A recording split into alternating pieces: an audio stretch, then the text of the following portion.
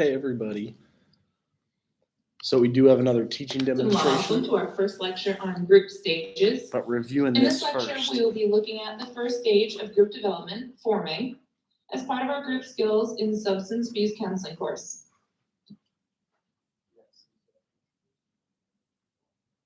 As we look over the objectives for the week, I want to remind you to review the chapters for the week prior to viewing the lecture, as it is intended to supplement your reading. By the end of the week, you should be able to identify the factors necessary for forming a group and describe the tasks of a beginning group. As your book points out, there are many ways to categorize and describe the stages that functional groups go through. And despite the differences in labels, most agree that groups go through between 4 and 5 stages in the life of a group. Back in the 1970s, 2 researchers named Tuckman and Jensen identified 5 stages of group development: forming, storming, norming, performing, and adjoining. This still stands as a very common way for discussing group development. You may refer to the table in your book on page 84 if you want to see a comparison of a few different ways that authors have conceptualized the stages and transitions of group development.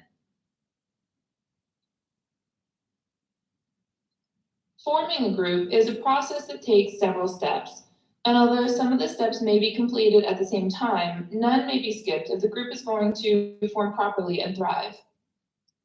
First, every group relies on a clear and thoughtful rationale for existence.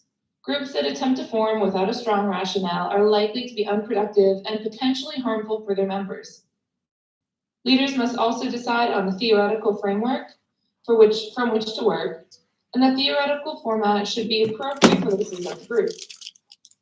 The successful formation of a group also relies on practical planning, like the meeting time and place, and leaders should consider potential obstacles in planning this group. Considering how will members get to the meeting, if the group's intended for a certain population, say school-age children or elderly people, transportation may be a specific issue to address. Publicized group is another consideration that is addressed during the forming stage, and it's important to keep in mind that how a group is announced influences both the ways that it will be received by potential members and also the kind of people who will join. Take some time to consider whether word of mouth, personal contact, and/or written announcements will best suit your intended audience, and that will contribute to the intentionality of your group formation. Screening and pre-training are processes that involve meeting potential members either individually or in a group format to determine who should join a group and who should not, by identifying needs, expectations, and commitment, challenging myths and conceptions, and conveying information to those potential members. This is an opportunity not only for group leaders to select members, but also for potential members to make sure that the group is something they're truly interested in. Once members have been selected, pre-training serve as almost an orientation session to help members get acclimated. The selecting of group members and group leaders can be seen as an outcome of the screening and pre-training, with leaders selecting group members and group members selecting to be part of the group with those leaders.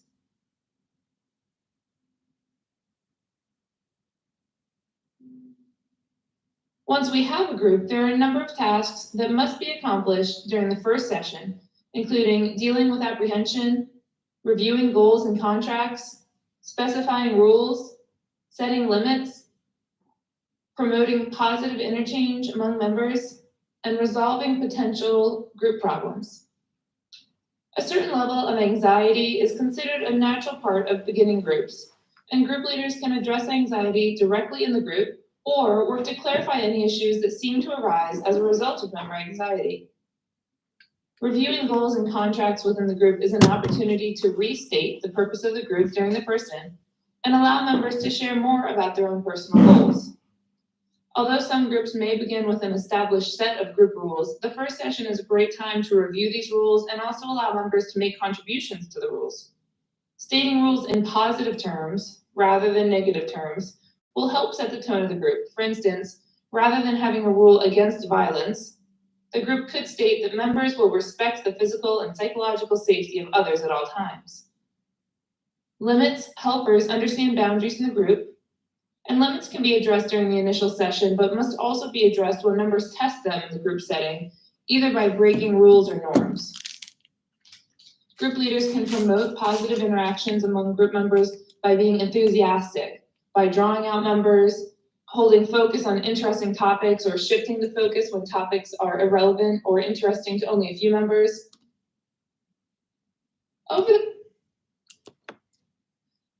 In summary, forming is characterized by initial caution associated with any new experience, attempting to avoid being rejected by others. During this first stage of group development, group members try to be superficial, center conversation around historical or future events that do not have a direct impact on the group. Tasks during this beginning stage include dealing with apprehension, reviewing member goals and contracts, specifying rules, setting limits, and promoting positive.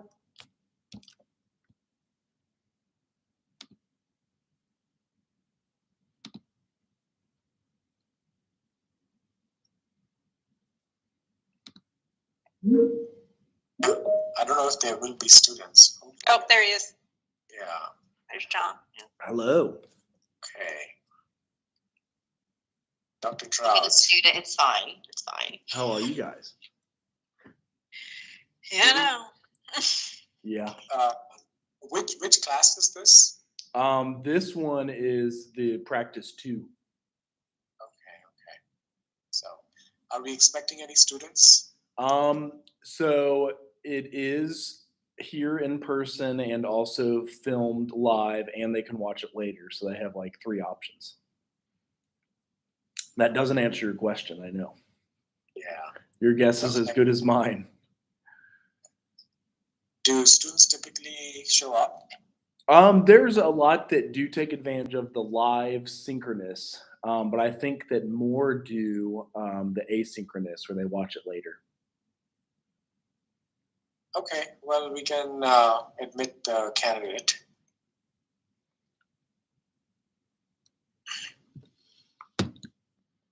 Hello again, Dr. Luan.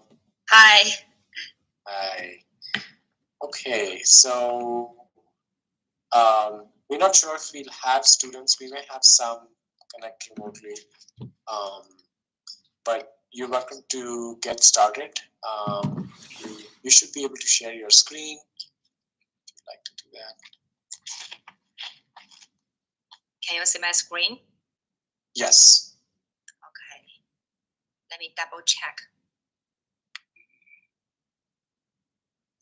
Okay, got you.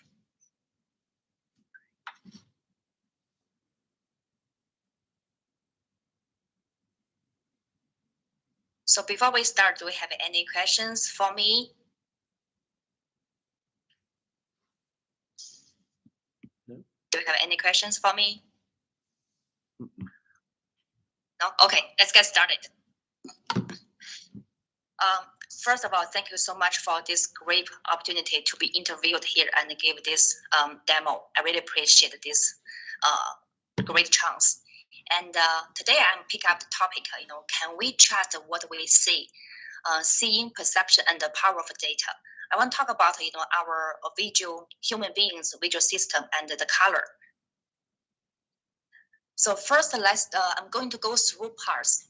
The first part will be my background, who am I? And the second is the color visual system. And the third part will be the data and the machine learning parts. This is my education background. As you can tell that I did my bachelor degree in Beijing Film Academy, which is the top 10 film institutions in the world. And I go to France and get my first master degree in film studies.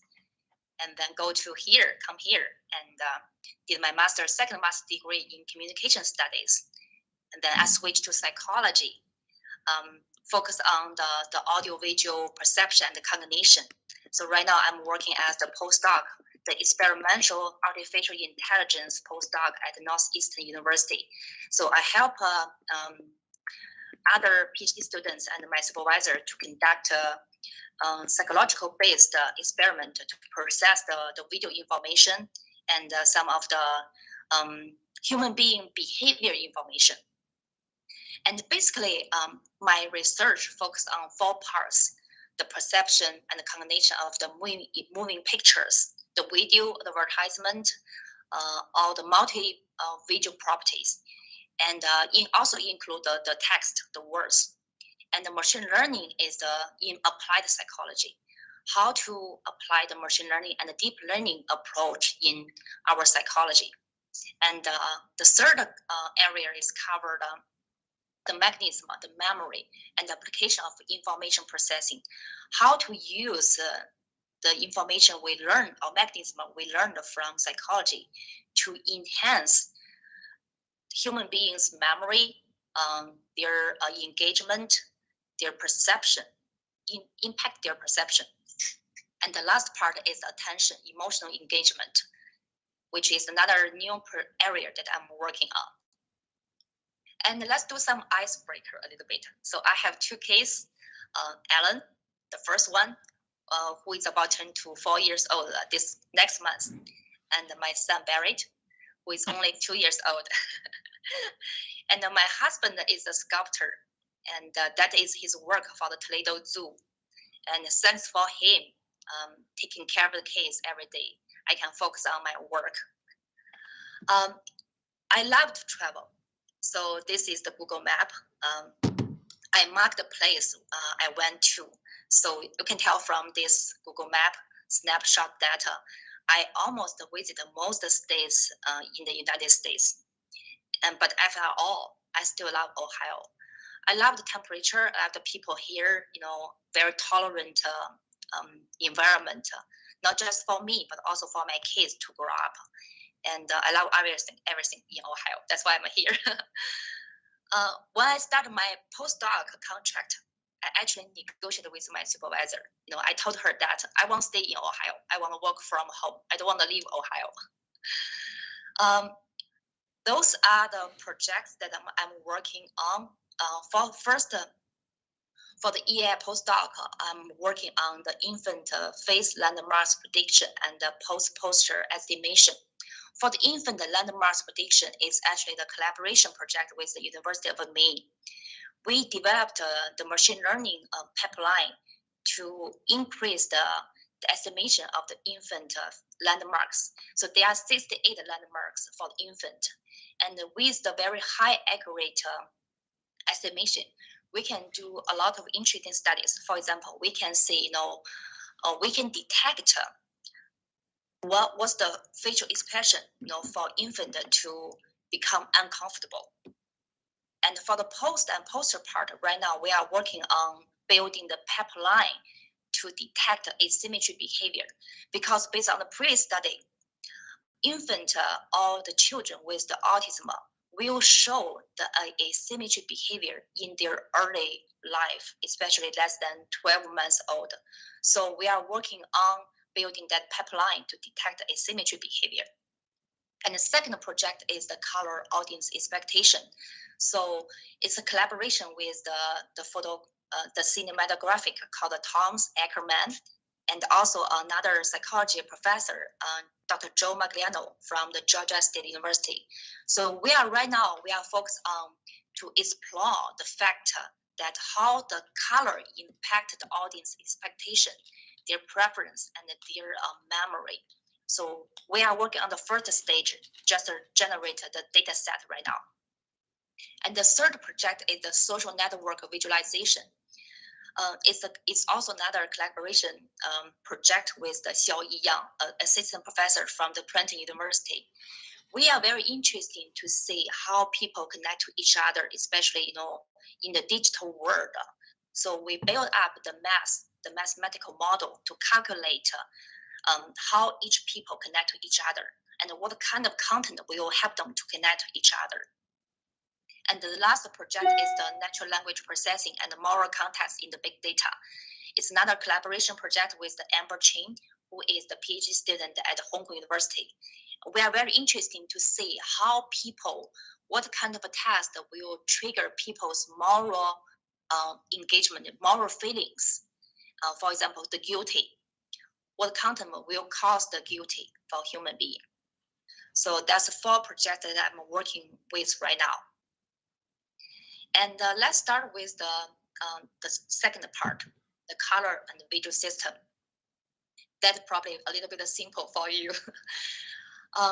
Cognitive psychology, let's briefly talk about this area.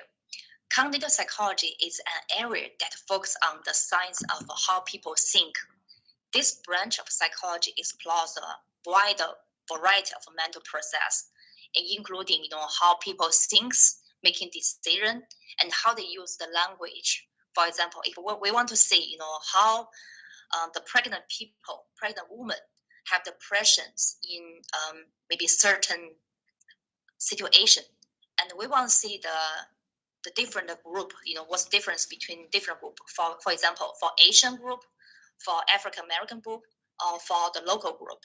So we can tell, by analyzing their word expression, what's the language, what's the words they use for different groups. So that's one part of the application for the cognitive psychology. And the color is believed to be the most important visual experience to a human being, for sure. It functions as the powerful channels, information channel to the human cognitive system, has been found to play an important, very significant role in enhancing the memory performance. So some of the very cold facts that the human visual system comprises three main parts. The first part will be the organ, the eye, and then the LGN, the lateral geniculate nucleus, and the last part is the visual cortex. Some animals actually can detect a form of energy invisible to the human being, like the magnetic and the electrical field. And other animals can see the light and hear the sound well outside the range of human perceptions. So, and another I listed some of other facts for the human visual system.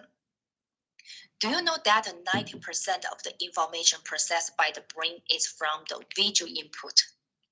And so in other words, that if you want to impress a person, if you want to give a person a presentation, the best way to demonstrate your work is to provide as more as the visual information, including the pictures, So that's why visualization is a very important job position in the companies.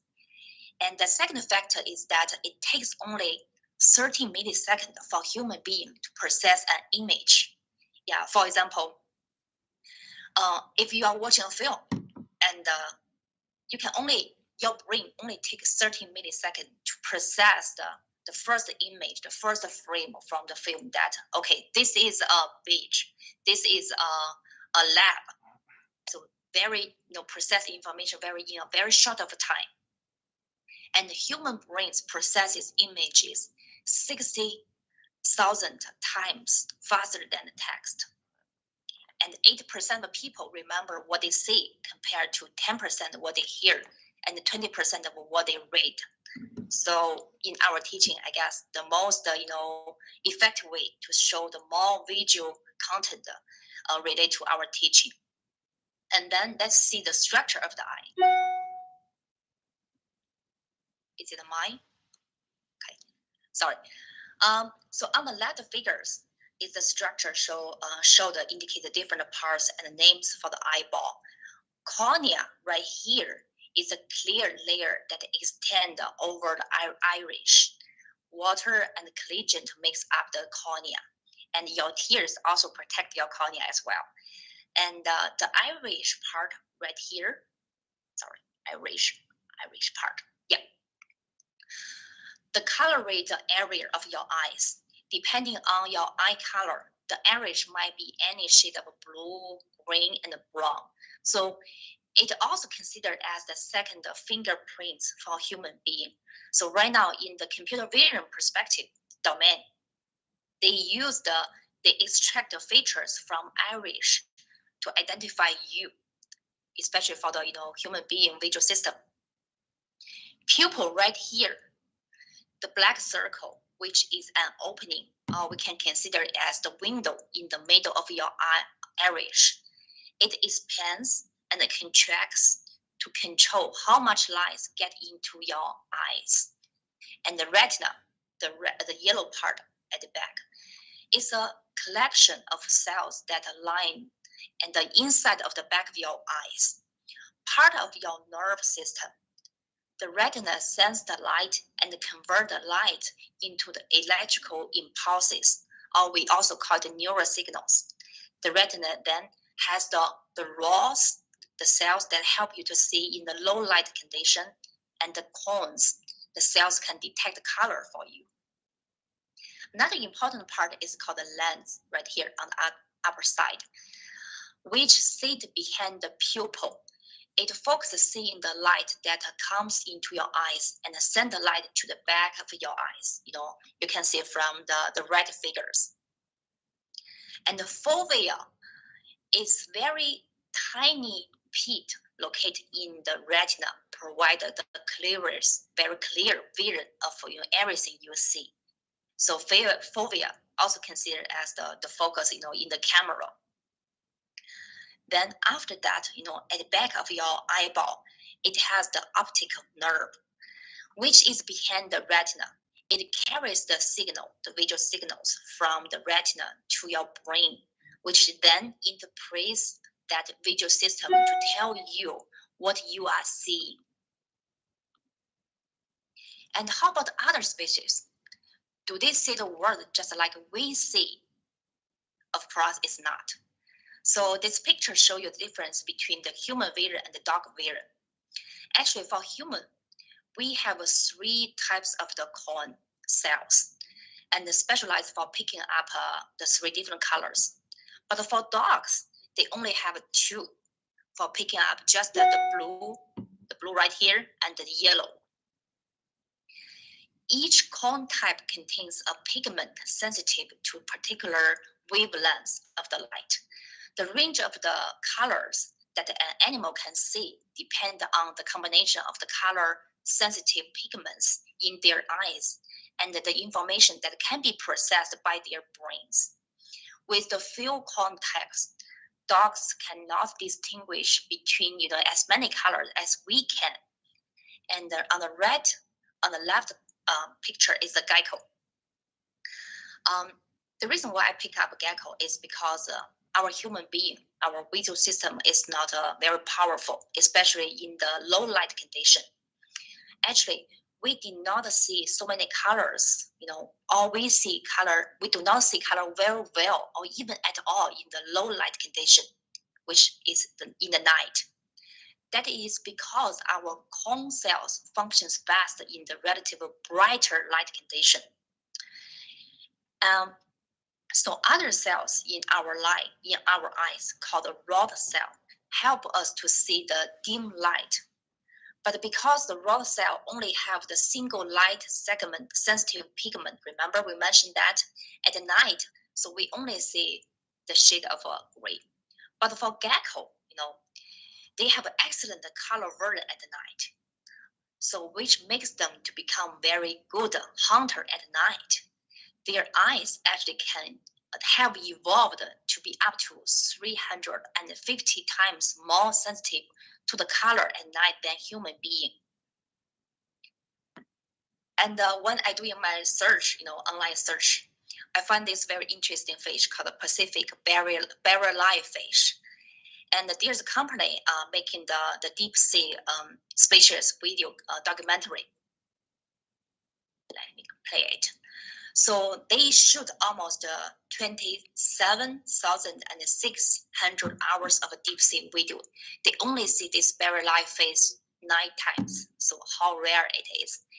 And it's very interesting for this fish that the green eyeball in their transparent head is their eyes, their organ. And their eyes is actually not pointed to the front, it's pointed to the up. Because the sunlight, penetrates into the sea from the vertical path. So this organ, pointing to the up, will help them to detect the lights. And this is called the blue ice cave, which is located at Iceland. And in our perception, The eye is supposed to be white. And why does this the blue, let me play it. Okay, this blue eyes cable looks blue. What happened, in our visual system? To understand the color, we need to understand the light a little bit first. So light is a kind of a wave, just like radio waves. The only difference between the radio waves and the visible light is the wavelength, and the X-ray radio waves and the light waves are all part of the same electrical magnetic spectrum, but only the light wave, but only the certain wavelengths can be detected by the human eyes. And let's see this graph. So each of the different wavelengths is a different color. So in this figure, you can see that the red is 665, and the yellow is 600. So the light from the sun may not seem to have any colors, but in fact, every color of the rainbow is already in the sunlight. Together, they make the white light. That's why we think that the sunlight is just white. The mix of the colors and the white light is what let us see the colored object. When the sunlight hit the eyes, in the cave, and we see only the light that bounces off it. In another word, that the blue color from the eyes is actually from the blue light reflection. The wavelengths don't bounce off, get absorbed as the heat format. So only the color that bounces off will reach your eyes, and then you will see the color in the reality. The color of light comes from an object is what gives it color. Light travels into the eyes. Let's see. To the retina, which is located at the back of your eyeball. And the retina is covered with the millions of light-sensitive cells called rods and cones. Remember, we mentioned that when these cells detect the light, they send a signal to the brain. So first, they send it to the thalamus, which is the very known relay station. So this station is processed not just the eye, the visual information, but also the other sense, like your touch, the touching information, and also the motor information, but not the smell information. So after that, the visual input, the signals will send to the visual cortex. So cones cells help us to detect colors. Most people have three kind of the cone cells. People without all three, see few colors. Sometimes they were called the color blindness. And some cones respond more strongly to the blue light, and others pauses faster in the response to the green. And every color simulates more than one cone. They combine the responses and produced a unique signal for each color.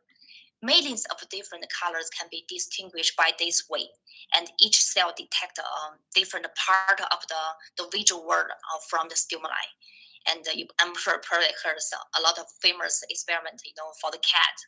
Remember, the nerve signals from the eye sent to the brain along the optical nerve, and the brain will decode those nerve signals to create the mental image. The optical nerves optical nerves is here, right here. Is in the orange color, I think, or pink color. The optical nerves carries those nerve signals to the visual cortex on the back of the head. The nerve signals arrive in the visual cortex where an image or a representation of what you see began to form. Signals come into the thalamus from many senses, as I mentioned that.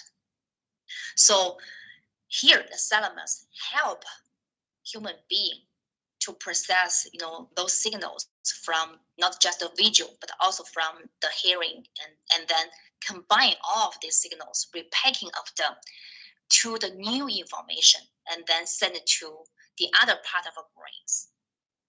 And what happened next is the information about the blue eyes has to the visual cortex. It is an area way in the back of the brain that is part of the occipital lobe. So the special cells in the visual cortex are on the lookout for different kinds of visual information. So for example, some of the cells react when the object is a circle or is a triangle, and some to various, to other things, for example, the colors. So when it comes to seeing the blue eyes, specific cells recognize the color of blue, and the others recognize the shape, and some are recognize the texture. So those signals combine together into a whole image and tell us, okay, this is a blue ice cave. So information about the blue eyes image heads out along the nerves to the other parts of the brain. One place it goes is very, very important, is in the frontal, called the prefrontal cortex. The prefrontal cortex is behind the forehead and above the eyes. And this is where the brain processes information from the sense and combine it with other kinds of information such as memory and emotions. So together, all of this information help us to make sense of the blue eyes. Okay, this is the blue eyes. We see the blue eyes, the shape, and its blue color. We understand how cold it might be without touching it, and we can imagine the texture. How hard the ice is. So back to our question. Sorry, why it looks blue? So some people argue that blue is the color of the pure glacier ice, compared with the few air bubbles, since the air is squeezed out of the ice. So the concept is that, the principle is that the bubbles in the ice refract and scatter the light. So when the bubbles decrease, the light that hits the ice can enter the ice, without any interference. And as a result, the particular texture of the ice absorb all other light waves but blue from the spectrum. So that's why we see the ice blue. Yeah, I need time to go there to see them in person. And that is, the basic concept, for the study color and perception, the film perception and cognition. And this is the photographer that I mentioned, Thomas Ackerman. I'm pretty sure you probably watched his film before, his work before. I only watched the Snow Dog and the George's Jungle, Jumanji. So right now, we have the bi-weekly meeting. We work on generate the data set. And one more question. What makes you to feel like you know a person? In other words, what makes you identify a person's identity? Please pick up one of the 5 characters for me. Which one do you want to choose?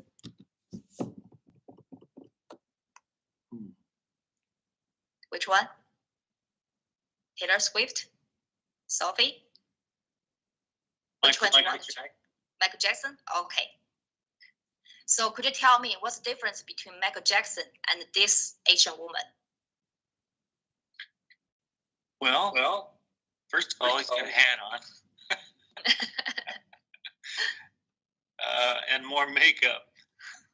Yeah. And how about the visual, like the features, the face features? Very prominent eyebrows. Mm-hmm. Curly hair across his face. Yeah. And very, very contrasting colors on his face because of the makeup. Thank you. So if I told you these 2 persons can be the one, could you believe me? Let's see. Sorry about that.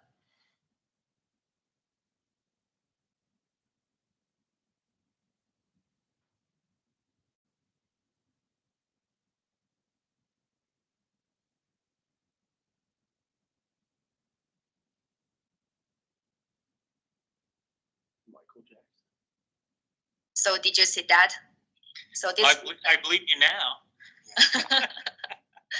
So actually, it is the color and the different, the visual system to help a human being to identify a person, to help us to understand or interpret the world around us. So back to our question, do you trust what we see? Next part, I'm going to talk about the data augmentation and the machine learning. So every day we interact with our cell phone, Alexa, our laptop. We send the information through email. We connect people with our cell phone. We send them the text message, So especially after this COVID-19, people used to connect with each other with a digital approach. The one we enjoy this digital life, one thing that we actually abandon is our data. And for example, how powerful the data is. If today you got married, and next day you will see the baby's, product advertisement on your Facebook page. And if you search somebody like the Taylor Swift from the Google, and if you open up your YouTube, they will send you the Taylor Swift music on the first page. And the principle for the data is very powerful, and it's very easy actually. So the power of the data can actually, not just decide who we are and our group behavior, can also change our decisions. Of course, one of the very important application is the president election. So my story started with a company called SEL. And actually, the principle behind this story is very simple. So once we have the data from the human being, and then we can apply some of the psychology approach means, and then we have the eternal power to change the people, to change their mind, to change their behaviors. So I'm pretty sure you heard about this scandal, the Facebook, the data leakage scandal. So the story is start with the ethical group, and which is a private British behavior research and strategic communication companies. Here, the Nigel Ox is the founder. So this SEL group has engaged in the psychological warfare in the military context as a contractor for American and the British military during the Iraq War. There is a specific term called the psychop. So it's actually a combination words from the psychological operations. So the psychological warfare is the use of psychological means to influence the outcome of a war. For example, how to use the psychology, method to convince the kids to not join the army, to not join the terrorist group. And for example, for this company, they had a lot of successful cases about the military, the warfare. And also they have some successful cases in the presidential elections. For example, Argentina 2018, 15, the president election, the Indian 2010. And one day the CEO, read a paper about who were written by students and professors from the University of Cambridge. The title is Private Trait and Attributes are Predictable from the Digital Record of Human Behavior. So what happened in this paper is that they conduct a survey, and this is the first author. They conduct a survey and collect 5,800 users from the Facebook. Why they can do that? It's because for the Facebook, if you claim you are doing the research, about human being, you can actually embed the third-party app into the Facebook system, and then you can run your experiment. You can collect the participants' information. So within the 6 months that they collect 58,000 volunteers information, and based on their analysis, so our very basic information, including your race, your education background, actually very powerful in terms of predicting some of the things. For example, they have 88 accurate to predict your sexual orientation. They have the 95 accuracy to predict your race. They have the 85 accuracy to predict your political overviews, your opinions. So this CEO is very exciting, Hey, we've done this similar work before, and we have been, done using the psychology approach to change the people behavior. If we can collect, the Facebook users' information, try to imagine how many people, use the Facebook around the world, and then we can apply our previous experience. Then we have the internal power, to change the world and to do something, different. For example, the president election.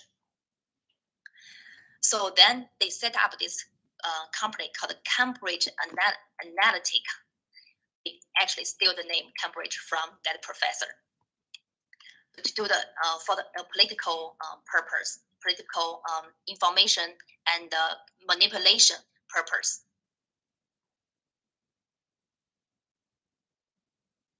Let's see. So the procedure is very simple. First, they need to get the data, collect data, and then analyze the data, and then use their result to change the people's political view. So the first part, how to get data. Of course, to find the first author asked about data, but that's why we have RB. We follow the RB, but I'm not sure they have the RB in British. But the first author is the Michaels. He was the student when he was writing that article. His supervisor is David Stilwell, who is a very respectable person. And he denies the funding from the SAO group because he knows that group, has been involved in the military warfare. So he don't trust this company at all. So the company needs to find another way to get the data. And then they go search. So another professor from Cambridge, University of Cambridge, called Alexander Cogan, he accepted the invitation from the SAO group. So he conducted the research for them to collect Facebook users' information. What he did is very simple. He is just, actually set up another experiment called "This is Your Digital Life." It's actually the updated version of the previous studies, and he claimed that it's for research purpose. So the Facebook allowed this company, this group, to embed into to embed the third-party app into the Facebook. And this survey contains 120 questions. Ask everything about your life, your opinions. But remember, that's really a lot of questions, I know. It took people about 30 minutes to complete the survey. But this group has the financial support from the SAO group. So the participants will get money, the financial compensate from taking the questions, the surveys. They also find a problem for the Facebook system. So for example, if you have a friend called the Lenny Mixter, the line mister, I guess that's how I pronounce the first name, and he took the survey in order to get $10. But as his friend, your information, including your name, your gender, your race, your home address, your education background, everything that you expose yourself on Facebook will be collected. So based on their the report later on, there are 305,000 people installed that app through the Facebook system. But this contributes to 87 million people's information has been still collected from this app. I know that's very surprising. So the next step is after they get data, the essay group will analyze the data. And how do they do that? How to achieve that? So the data actually consists by two parts. The first is your demographic information, your gender, your race, your background. Another is your behavior on the digital world. Like the content that you give the thumbs up, and the content that the papers that you, or the posts that you forward to other people. So this is called a behavior, online behavior data.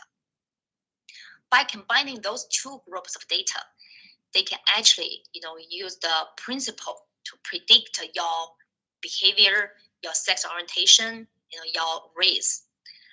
So how does it work?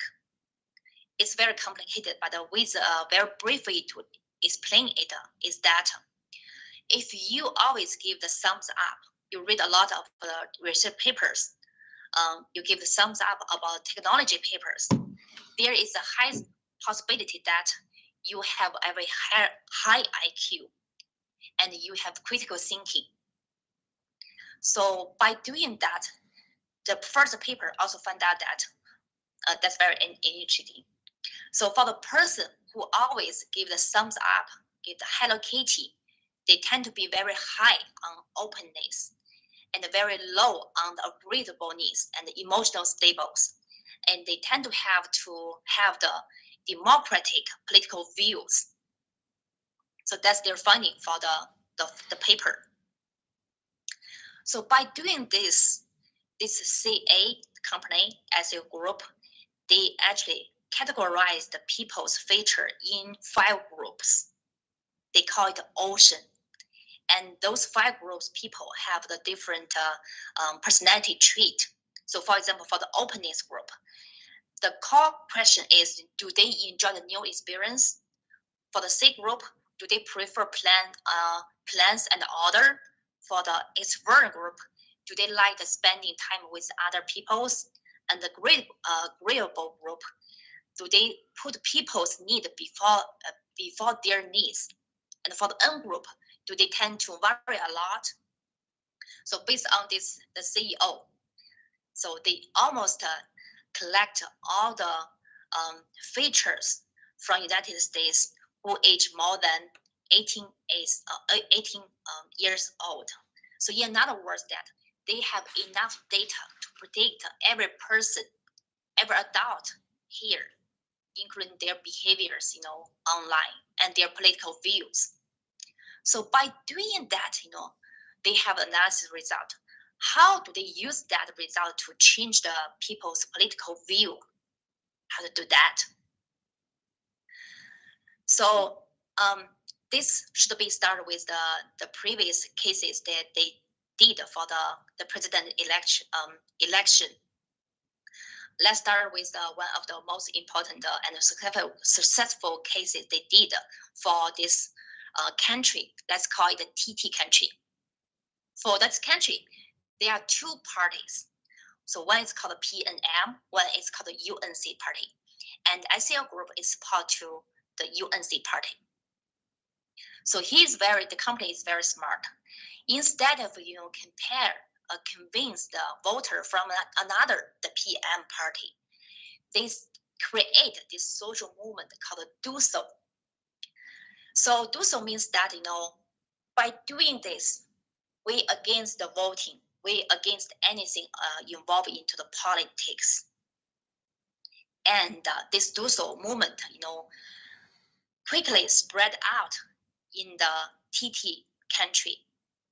And because they know that this Do So movement will target the young people. So think about what's the feature, the personality for the young people. 1 minute, think about it. Yeah, they are looking for the freedom all the time. And they hate limitation.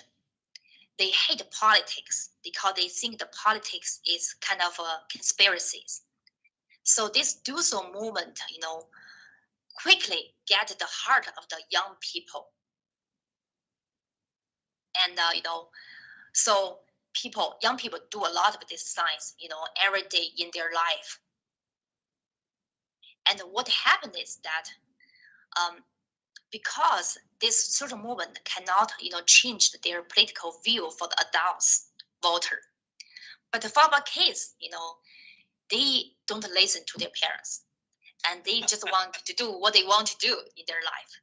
So the company is very, very smart to do that, to actually capture the personality of the young kids and then convince them to not vote. So what happened is that for the PNM group, the party, parents respect their children's opinion. So if their children do not want to go vote, that's fine. Just let them go. So the voting from the children in the PNM group has been lost. But for the UNC group, most parents force their children to vote. Yes, you can do so group, but you have to vote anyway, to go vote. So this actually, make a huge difference for the election result. And based on the later on analysis, the age between 18 to 35 years old, they are 6% of voting from the young people from the UNC party. And this, eventually make the UNC get elected. So back to our case, and how to change people's political view in, maybe in our country. And because they know how to use the personality trait to target the people, the specific target people, they call it micro-targeting. So what's the concept of election? So can you try to imagine what's the concept of election, especially for the election year? You watch a lot of advertisement online, both visual and the words. And actually, the core concept for election is how to target the person and how to get the voting from them. So that's the core concept for election. For example, if you know this person like the high music, very fast-paced music, and then you can send them a lot of the very DJ music, all the time. And if you, in our case, if this person, he is from the N group, remember, who always worry about everything, and you can send this person a lot of information or advertisement, if you vote for the party A, and what will happen in your life is the party A, once it dominates the whole country, they will ruin your life. They will ruin your working opportunities. They will ruin out the educational system. So that person become very anxiety, by watching the advertisement sending from the SCL group. And eventually, maybe one day after, under this pressure, emotional pressure, this person will become the voter for the party B. So that's the way that SCL used a lot in elections. We don't know it until 2018. One of the employee from the SCL group called Christopher, exposed this the mysteries in the company. And there is a law trial, among the Facebook and the SEO group. But forget about the politics, everything. What we can learn from this case is that how they get data, how they analyze data, and how to apply the data to the real life problem, change the people's behavior. And our human being, one individual is very, small piece. It's just like water. Each piece of water is a very small piece. But if you know the feature, the attributes for each water, and you just put a little bit, pressure on each water, or give them a guidance, you can change the way that the water goes. So that's the very, very powerful for the data and the data application. By doing this, we can actually conduct a lot of interesting studies. This is James Carting, Dr. Carting. He's the chair of the psychology department at Cornell University. He is one of my master thesis committees. He helped me to conduct an experiment to detect, the people's difference, a different group of people regarding on a film called New York, I Love You. So for that experiment, we collected 70 undergraduate students from both film major and non-film major students. And I designed a questionnaire. So found out the result turns out that the reason why people don't like that film, that film get a very, very bad reputation is that most people, almost 50% of the people do not understand the story. The reason caused that is that the director put a very important cue, the narrative cue, at the beginning of the story. So eventually at the end, after maybe several minutes, people forgot that cue and then contribute to false understand the story, and then eventually cause them to dislike the film. So this is the result for my experiment. And then later on, I developed an algorithm to segment the low-level features, such as the short length within the film. And by doing this, I can conduct a lot of studies. For example, I did one experiment to study why director Ann Lee conducted so many successful movies. How does the low-level features, the short duration, and the event in his film reconcile with the human being's perception and combination? Why people like it, in other words. Also, I analyzed the TV show, The Big Bang Theory. And I extracted conversation, the topics among all the characters, and performed the natural language processing analysis. It turns out that why the people, all like the Big Bang Theory is because it looks like the four scientists, four characters are talking about the science all the time. But in fact, the top, 11 topics they always talk a lot is the food, the relationship, the case, everything just like the regular people focus on every day. We focus on the food, we focus on the kids, we focus on the relationship, our marriage. So that's why people like it. And then later on, right now, I'm working with other PhD students. We try to process, detect the infant pose from the surveillance video. And we build up the pipeline to detect the asymmetry behavior, like I mentioned before. And then we use that, as the early sign to assist the pediatrician to make diagnosis for the people, for the kids who might have the autism. And there are a lot of interesting, studies out there that last month I just finished another experiment. So I collect 111 videos from the infant formula advertisement, and I recruit 68 participants, response regarding their response for the videos. And I found out that, the people, the white people have different emotional engagement, and their preference has been impacted by the low-level features within the advertisement. For example, the brightness of the light, the brightness of the video, the short duration, And this is the heat map, show that the different groups, the interesting area for different group. So there are a lot of interesting studies out there. For example, I was approached by the customer borderline office and asked me if I can conduct an experiment to detect the suspicions people, when they pass the borderline. For example, if they hide something in their body, what we can see from their behavior. We can actually, collect the video, and we can train a neural network to build up the classifier, which will be the normal person behavior when they pass the borderline, and which will be the suspicion, the criminals when they are past the borderline. So there are a lot of studies out there in the future, which I want to, to go to. I want to collaborate with other faculties in our department, and I'm pretty sure we can do some interesting and very useful studies in the future. I guess, one of my teaching goals is that the world is so big. When the students are learning the psychology knowledge with us in the class, the blue ice cube is shining out there in the Iceland, and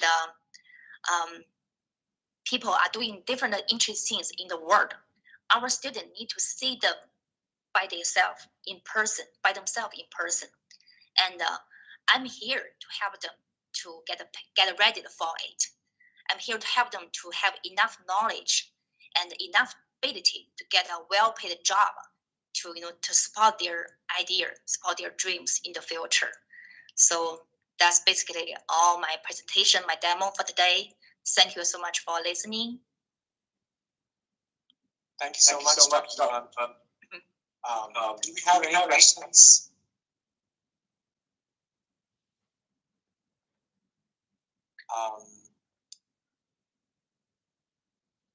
I have a question. Yeah.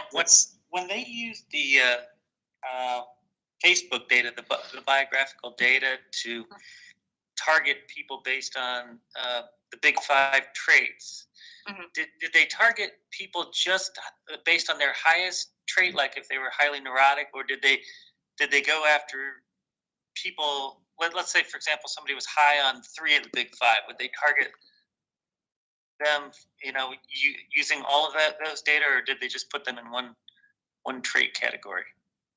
They put them in one trait category. Okay, so they're supposedly dominant trait. Yes. Okay, thank you. I mean, the data, the Facebook data, to me, that sounds a lot like what individual differences researchers call biodata, which they've been debating for years on whether or not that actually equals personality. And it sounds like, based on these data, you can conclude that since it's so predictive of personality, that essentially if you get enough biodata, that it really is a measure of personality. Yeah, that's why they combine it with the behavior data as well. Like, which content, which post you give the thumbs up, which content you post, you forward to other people, and how many time you spend on the post that you read. Yes, very interesting. Thank you. Thank you for your question. Dr. Luan, I have a good question. So you covered the visual system.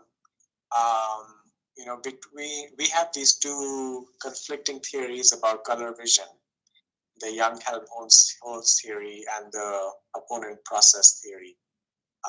Could you tell me in a minute, if you have a favorite and which one, or how do you reconcile the conflicting predictions based on the theories? You mean in my future studies or in my understanding? In your understanding. Okay. So first, all our visual input actually consists by the color and the shape, and this makes sense of what we see about the world. And we have assumption that color sometimes actually embed in the pre-existing meanings. For example, if you see the red, you will see very positive emotions. You are expecting the very positive emotions. But if you see blue, you might feel a little bit of deep pressure. So that's why you can see the very visible difference among different genre of the film.